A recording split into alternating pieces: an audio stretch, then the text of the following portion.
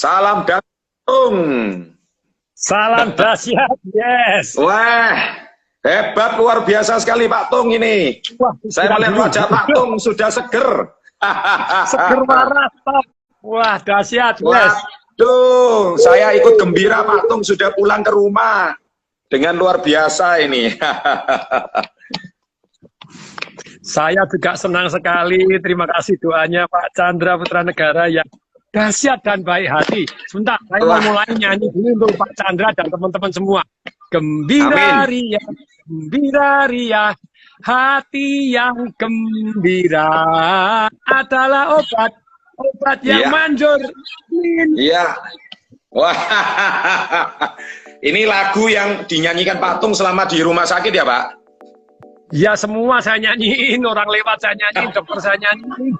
Suster saya nyanyiin, klinik saya nyanyiin, siapapun dah pokoknya. Oke Pak Tung, Pak saya mau nanya beberapa pertanyaan ya Pak ya, supaya teman-teman bisa terinspirasi malam hari ini. Ini 550 orang yang gabung Pak, keren sekali. Saya dandan dulu ditonton 500 orang, sudah berapa minggu rambut. Pak selamat dari Pasca ya Pak, selamat dari Pasca juga hari ini. Ini luar biasa loh, Jumat Agung.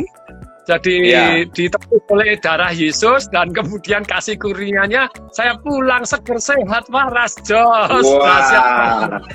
Keren. Pak, saya mau nanya, sebetulnya itu kejadiannya kapan Pak? Bapak merasa nggak enak itu kapan Pak?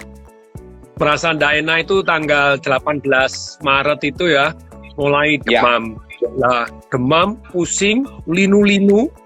Dan saya biasanya kan nggak pernah minum obat. Kalau demam, pusing, linu-linu itu mungkin reaksinya keracunan. Saya biasanya minum Norit dan sebelum makan minum 10 atau 20. Terus kemudian saya juga minum enzim. Setelah makan minum enzim, membantu pencernaan. Biasanya sembuh. Kalau sembuh, saya genjot lagi pakai vitamin C sehari bisa 6 gram. Tapi yang tidak asam. Terus kemudian juga saya masuk ke makan yang sup-sup hangat begitu, terus kemudian minum air atau minum tolak angin campurin teh panas, terus masuk di mobil, AC dimatikan, muter-muter di jalan siang hari, keringetan bes, setengah jam sembuh. Keluar langsung mentah. Anak-anak saya kecil kalau kena flu demam, obatnya itu semua, enggak pakai obat-obatan yang lain, enggak. Malah dipanasin, dinyepung. Tapi ini 5 hari saya lakukan gitu, sambil jemur, sambil begini, enggak sembuh. Waduh. Loh Pak, kan Bapak kan sebelumnya kan ada acara Idea Cloud di Surabaya bersama Pak Hermanto. Waktu itu kan saya lagi di Bangkok Pak, kan saya nggak bisa hadir waktu itu. Nah, itu waktu itu Pak Tung sudah merasakan gejala aneh nggak sewaktu di Idea Cloud Surabaya? Nggak merasa sama sekali. Terus itu sehat ya? Saya waktu itu khawatir banget. Saya itu ketularan di Idea Cloud atau saya sesudahnya kemudian nularin orang-orang di Idea Cloud kan, waduh, ke Bu Risma segala macam. Untungnya Bu Risma dites, lolos sehat. Terus kan saya di sana tuh nggak pernah mau megang orang, sudah namanya social distancing, nggak salaman. Saya mulai kapan? Sejak Pak Jokowi ngomong, saya langsung social distancing. Begitu Pak Jokowi ngomong tanggal 16 working from home, langsung seluruh seminar saya cancel, jadi meeting saya cancel, jadi nurut. Nah, dan yang paling parah pada waktu itu kan saya nggak mau megang, nggak mau siapapun, sudah saya salam, saya cuma begini doang. Pak Hermanto Tanoko tidak bisa brother, harus dipelan. Jadi silakan kalau saya yang ngeluarin, Pak Hermanto Tanoko ikut kena dia.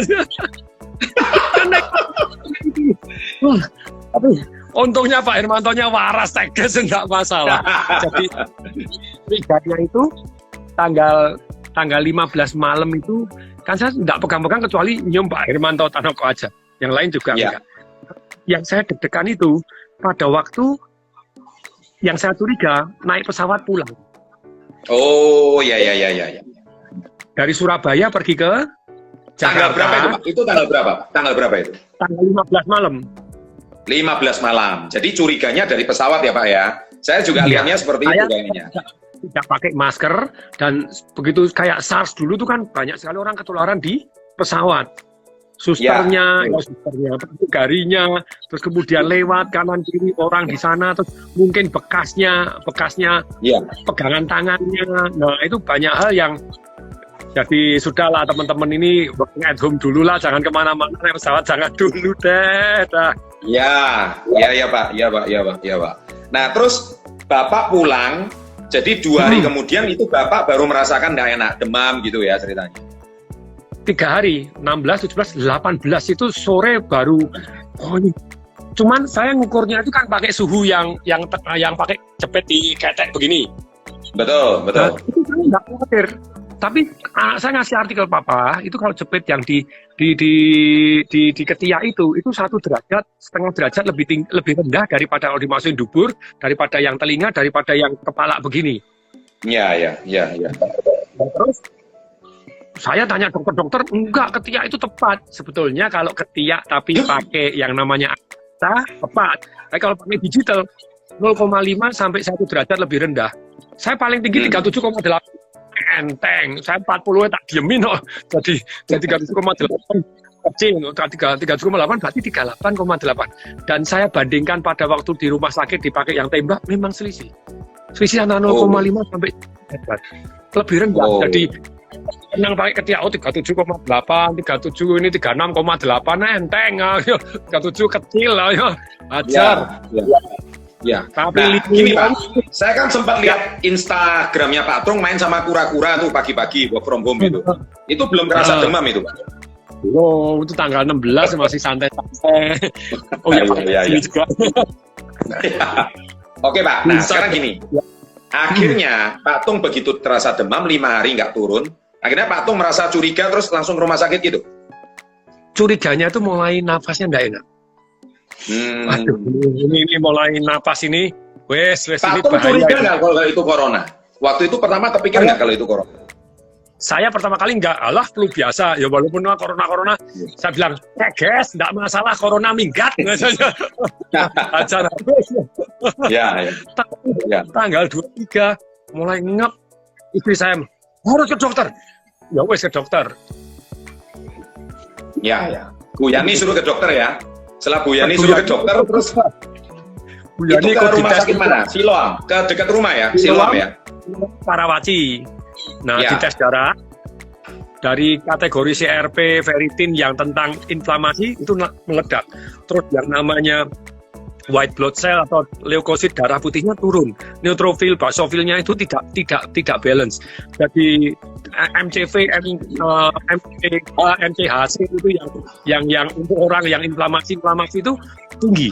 Terus kemudian paru-paru langsung begitu nonton yang dokter Rusli itu teman baik, yang ronsen itu kenal baik di Siloam kan, saya sering ke Siloam jadi kenal sama dokter terus semua sama kepala rumah langsung begitu ini COVID sudah dari deket saya aja nggak berani. Ya. Saya tak video sebentar, dia keluar dulu jadi saya mau video itu suruhan asistennya, jadi dia masuk aja nggak berani nonton saya. Nah terus kemudian yang ahli itu, kemudian saya video, terus kemudian di tes swab. Pada waktu tes swab antri begitu banyaknya, saya terharu nonton dokternya, susternya yang antri banyak. Terus yang sebelah saya sudah nangis, ini juga saya nangis juga. Waduh. Nah pada waktu di tes swab, tapi pada waktu itu sama dokter Benyamin yang ahli penyakit dalam itu dokter keluarga saya begitu ya, ada apa-apa saya telepon dokter itu nemuin juga enggak, pakai telepon aja terus kemudian hasilnya begini langsung dipantau ini 95% COVID. Waduh, langsung ya waktu itu. Terus gini, langsung 90. selama di rumah sakit, apakah Pak Tung itu juga ada orang-orang yang dicurigai COVID juga selain Pak Tung gitu? Oh ya banyak yang antri deret-deret saya yang ikut antri mau di swab itu ya sudah nangis, wah jadi kena ini ya sama dokter. Itu kalau mau antri swab itu harus tidak sembarangan orang boleh di swab. Jadi mereka alatnya saking terbatasnya pada waktu itu. Jadi kalau darah sama, jadi saya antri swab nggak boleh, enak aja. Jadi tes darah, paru, CT scan ataupun torak, fotonya itu confirm bahwa ini bahaya, baru boleh swab. Nah, jadi orang-orang yang antrinya sudah pucat-pucat pasti. Ya. Stop itu bukan di ruangan, dijemur di luar. Barak militer Luar itu. biasa.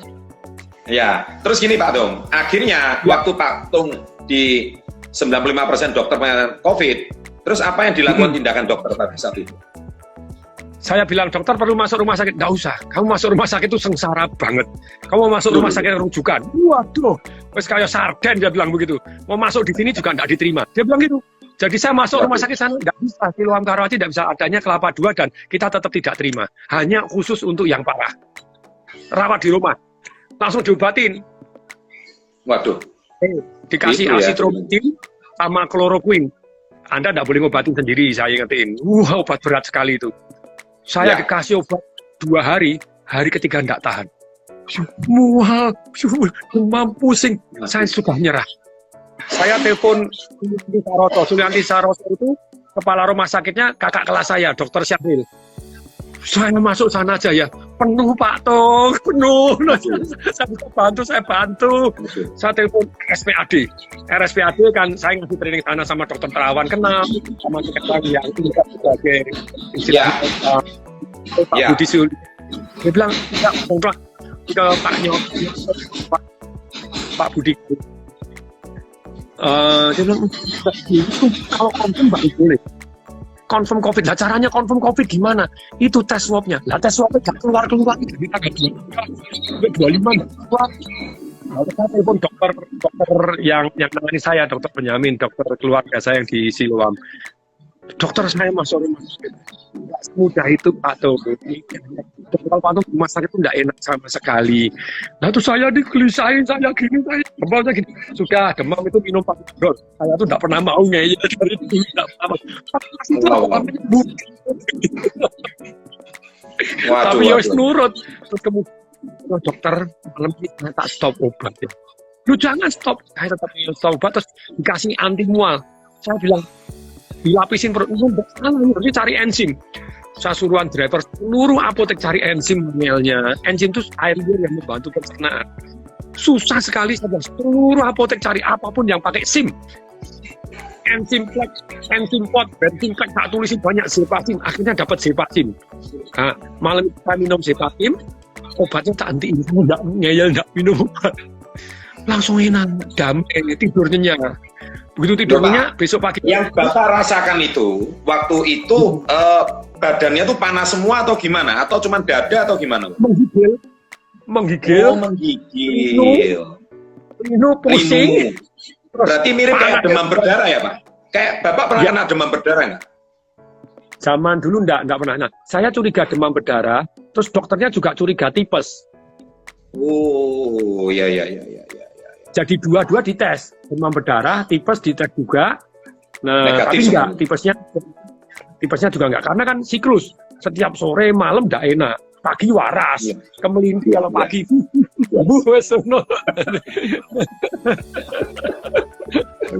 Iya. Nah, terus tanggal Bapak menggigil, akhirnya rumah sakit nggak bisa. Waduh, ini kalau dari dengar cerita Pak Tung ini, saya bisa membayangkan betapa tidak siapnya rumah sakit di Indonesia untuk penanganan COVID ini ya. Ya, pokoknya kamu belum confirm COVID. Dulunya belum confirm COVID 95%. Waduh. Mual, tambah mual lagi kena obatnya. Nah itu, saya sampai waktu itu nyerah. Aku bawa rumah sakit wes. Nggak enak. Tapi begitu nggak minum obatnya, terus saya minum enzim sambil makan, minum Panadol, tidurnya nyenyak. Besok dokternya, obatmu tak kurangi, diganti dari kloroquine jadi Hyloquine. Ini ada artikelnya. Hyloquine plus asitromisin, 6 orang dicoba, 6 orang 100% sembuh. Tapi cuma 6 orang doang. Yes, nurut, saya bilang gitu. Pokoknya nurut. Kemarin sudah mau nyerah, pokoknya aku nggak mau minum obat. Nah, nurut karena kena bahwa Hyloquine tambah asitromisin 6 sembuh 6, saya ikut.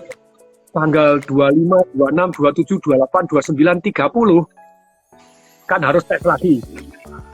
Tapi yang hasil swabnya belum keluar.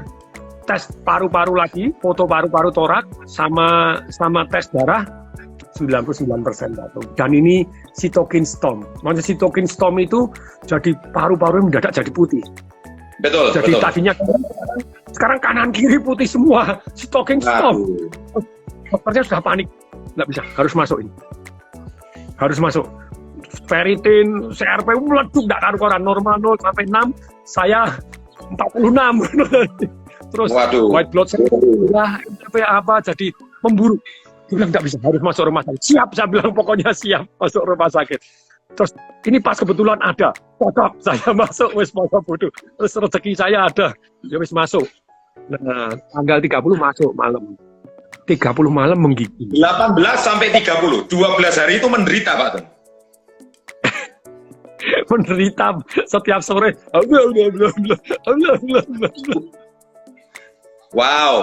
Dan Pak Tung masih nggak yakin kalau itu COVID selama 12 hari. Pagi segera masih bisa bernapas. Oh, Nah, gitu ya. Simptomnya itu sore aja. Demam, menggigil, pusing, linu-linu. Nah, saya tetap bisa bernapas karena pakai pernapasan Wim Hof. Nah, ini boleh diceritain Pak. Ini yang banyak orang kepingin belajar pernapasan Wim Hof itu, mumpung kita lagi live ini. Wah, ini sudah naik Pak, hampir 1.000 orang ini yang nonton. Pak Tung bisa memblessing orang pernapasan Wim Hof ini diajarkan secara singkat, nanti lengkapnya nonton YouTube-nya sendiri kan gitu. Boleh diajarkan. Siap. Cari namanya guided Wim Hof breathing method. Nah, Wim Hof method breathing. Guided ya, guided. Terus kemudian Wim Hof method breathing. Itu ada tekniknya. Sebenarnya jurusnya cuma sederhana. Satu itu adalah 3x30. Itu 3x30 caranya gimana? Sedot itu pakai hidung, pakai mulut juga boleh. Perutnya membesar, dadanya membesar.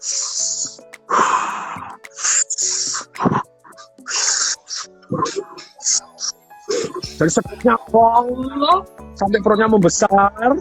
Sedotnya biasanya katanya dia suruh rileks, tapi saya sedotnya juga polgas. Sedotnya hidung, mulut boleh sampai perutnya membesar, dadanya membesar. Setelah pol, hidupnya sekeras mungkin. Pakai mulut sampai perutnya kecil. Terus tanpa jeda langsung sedot. Itu boleh sambil tidur, boleh sambil duduk, tapi tidak boleh sambil renang pada waktu sedot, kemudian nahannya di dalam air dangkal pun ada yang mati 4, tidak boleh. Sambil nyetir juga tidak boleh kan. Laps itu ya. Nah, itu 30 kali ya. Nah, kalau yang guided itu sudah ada sedot, hembus, dia sudah ada videonya, sudah gampang sekali. Nah, pada waktu saya sedot tanpa jeda sama sekali 30 kali, yang ke-30 kali hembus separuh, tahan sekuatnya. Nah, biasanya saya pertama ya 1 menit bisa. Setelah tahan, setelah enggak tahan, sudah enggak tahan. Ini namanya hipoksia. Kalau tadi namanya hiperventilasi, jadi oksigennya banyak. Yang kedua, hembus separuh tahan, itu membuat CO2 kita naik.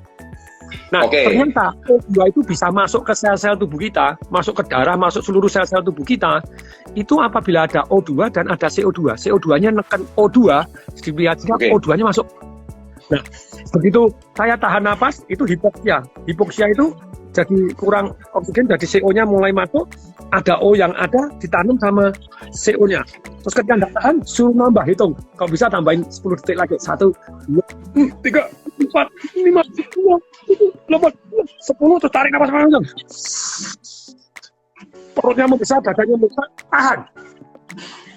Tahan 15 detik. Tahan, nah ini ada O2, ada CO2-nya. Nah ini O2-nya ditekan masuk sama CO2-nya masuk ke sel-sel tubuh kita. Udah setelah 15 detik, baru hembus. Lagi. Sedot semaksimal mungkin sampai perutnya besar, dadanya besar, hembusnya tiup.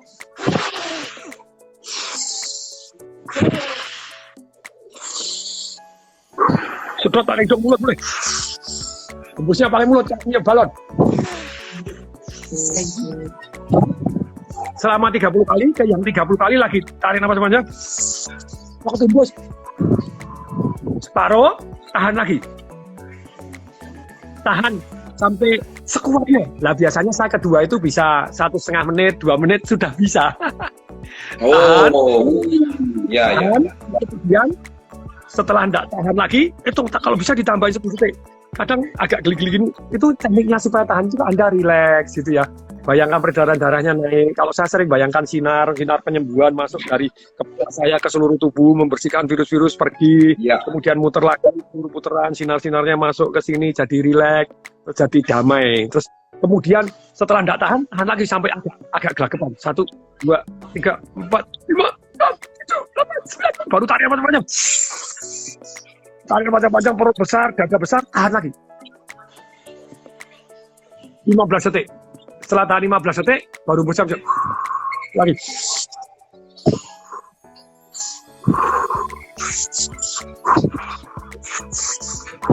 Nah, begitu napas seperti ini, setelah ketiga, Anda hembuskan ya.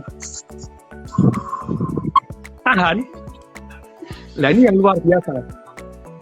Luar biasanya apa? Misalnya, Pak Chandra ini pada waktu sebelum melakukan ini, Anda push up. Ya. Misalnya 20 kali, setelah 20 sudah tidak kuat.